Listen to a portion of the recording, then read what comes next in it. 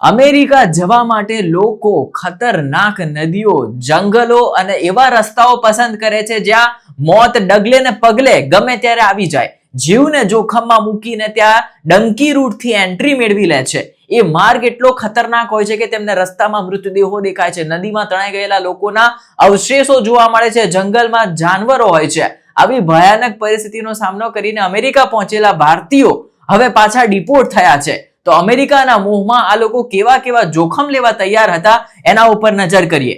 સૌથી પહેલા અમેરિકા જવાનો એ ડંકી રૂટ શું છે? આ દરમિયાન લોકોના મનમાં એ જ સવાલ થાય છે કે આ કેવી રીતે લોકો અમેરિકા પહોંચી ગયા, એ પણ ગેરકાયદેસર.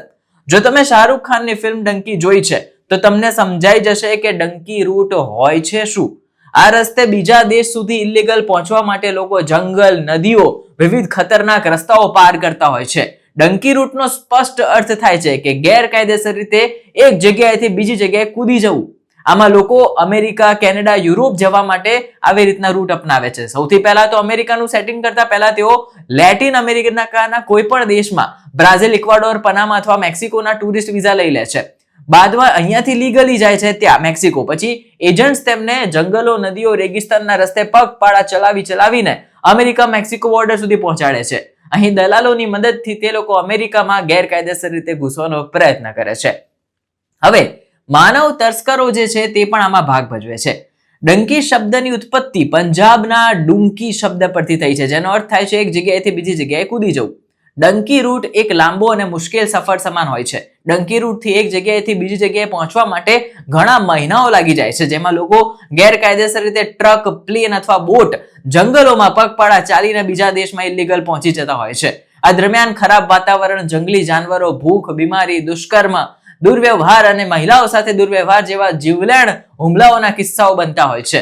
ઘણીવાર આવા રસ્તાઓ ઉપર લોકોના મોતના પણ કિસ્સા સામે આવે છે. આ સફર દરમિયાન લોકોએ સંતાઈને રહેવું પડે છે, કારણ કે જો કોઈની નજરોમાં તે ચડી ગયા તો તેમને મોતનો સામનો કરવો પડી શકે છે.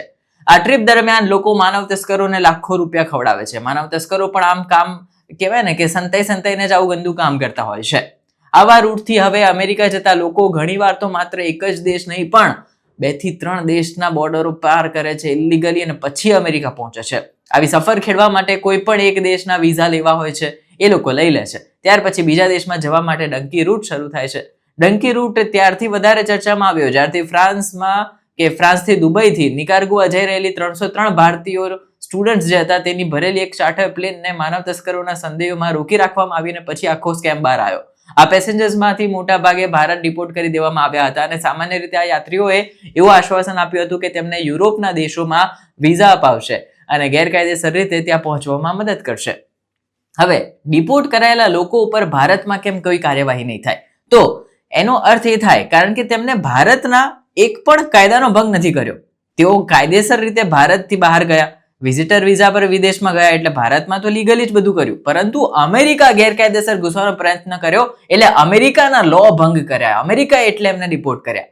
જો આ લોકોની પાસે પાસપોર્ટ નહીં હોય તો તેમની ઓળખ જે છે તે બાયોમેટ્રિક્સ દ્વારા કરાશે. આના સિવાય જે દલાલો છે તેમને ક્યાંથી મોકલ્યા, કેવી રીતે મોકલ્યા એની પણ ઓળખ કરાશે. આખો આ રેકેટ છે એના ઉપર પર્દાફાશ થશે અને ટ્રમ્પ જે છે હવે ક્યારેય આ પ્રમાણેની વસ્તુ સાંખી નહીં લે એવો સ્પષ્ટ સંદેશ આપે છે.